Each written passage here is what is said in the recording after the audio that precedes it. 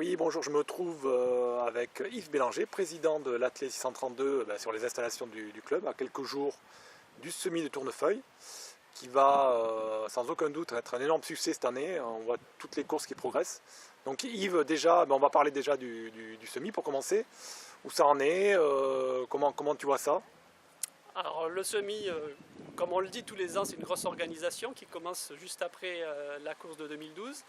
Et là, on avait avant-hier une réunion pour mettre au point les dernières choses, notamment trouver les bénévoles, ce qui est toujours un challenge, trouver 160 personnes pour gérer la course.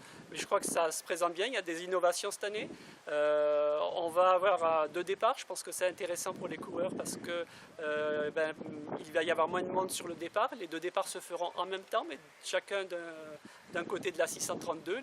Les coureurs se rejoignent après 400-500 mètres de course, donc ça devrait permettre de fluidifier le départ. Un parcours qui est plus sur la ramée, dans le temps passé un petit peu à l'extérieur de la ramée. Là on va être plus sur la ramée, ça nous permet évidemment d'éviter des travaux qu'il y a pour le bus qui sont en train d'installer, mais aussi ça va nous permettre d'être plus près un petit peu de la nature, sur des chemins stabilisés qui ont été créés l'année dernière, donc je pense que ça, les coureurs l'apprécieront. Un parcours quand même toujours très plat, tu es d'accord? Par contre, toujours très plat, là-dessus ça n'a pas changé, on est toujours sur les mêmes zones, donc des côtes il n'y en a pas vraiment, il ne faut pas venir les chercher là.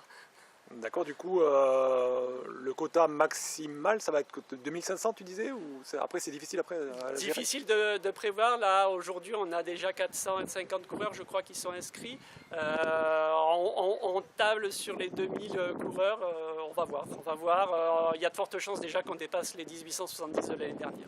Pour s'inscrire, comment on fait? Pour s'inscrire facile, on va sur internet, sur le site Athlé 632, vous tapez Google Athlé 632, et puis soit on se fait l'inscription en ligne, donc tout sur internet, pas de souci, soit on download, on décharge le fichier d'inscription et puis on l'envoie par courrier, il y a une adresse pour l'envoyer et voilà, c'est pas compliqué. On n'oublie surtout pas le certificat médical marqué non contre-indication à la course à pied en compétition.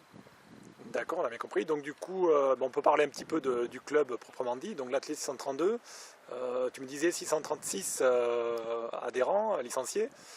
Mais déjà, l'Athlé 632, ça regroupe combien de villes, combien de communes? Ouais, effectivement, c'est la deuxième année qu'on dépasse les 600 licenciés. Et la 632, alors le nom vient du fait qu'on est situé pour beaucoup de nos communes sur la départementale 632.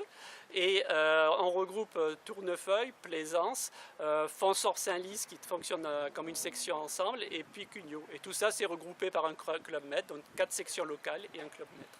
C'est beaucoup de boulot à gérer un club aussi espacé que ça ou... Je ne te dirais pas qu'il n'y a pas beaucoup de boulot. 600 licenciés, c'est beaucoup d'administratifs, c'est 23 ou 24 entraîneurs pour les différents niveaux.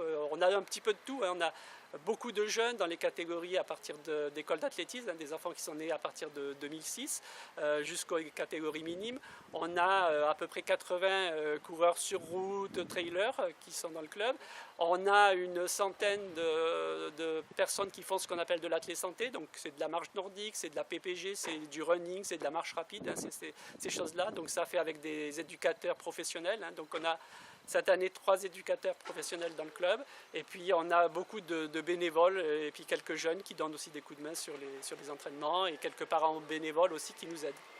Et si tu devais, je sais pas, c'est difficile toujours, mais sortir 2 ou 3 noms des fers de lance du club cette année? Alors je commencerai volontiers par quelqu'un qui a fait beaucoup parler de lui, qui vient d'être sélectionné en équipe de France, Vincent Rivoire.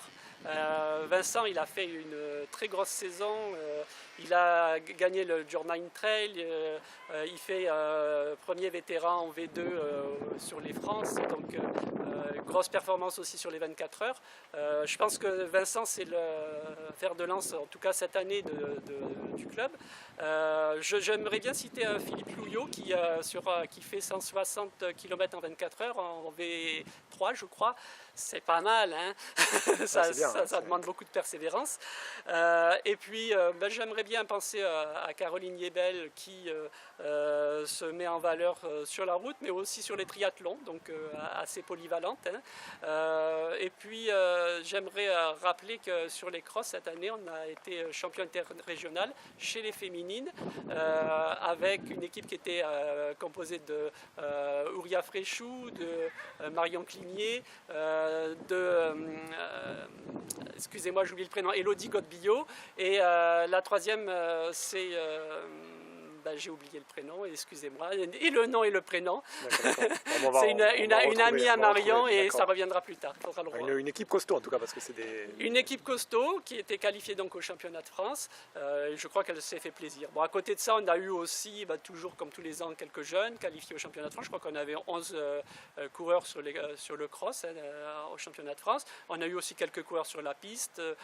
Pierre Cochard qui a fait les France Espoirs sur le lancer du disque, Léo Toralba et Maxime Mollet sur le 800 mètres, et puis Bastien Blasquez qui lui a fait le championnat de France aussi sur le 400 mètres. Donc des performances qui sont très honorables, et puis derrière un groupe, et puis une qualification nationale 3A pour les interclubs, ce qui est toujours bien pour un club. Les interclubs, c'est quand même un point important dans l'année.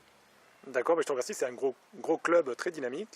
Du coup, on se donne rendez-vous donc dimanche le 6 octobre, c'est ça? C'est dimanche 6 octobre, avec un voilà. Un départ à 10 h pour les deux courses, départ simultané, donc comme je le disais sur 2 lieux différents.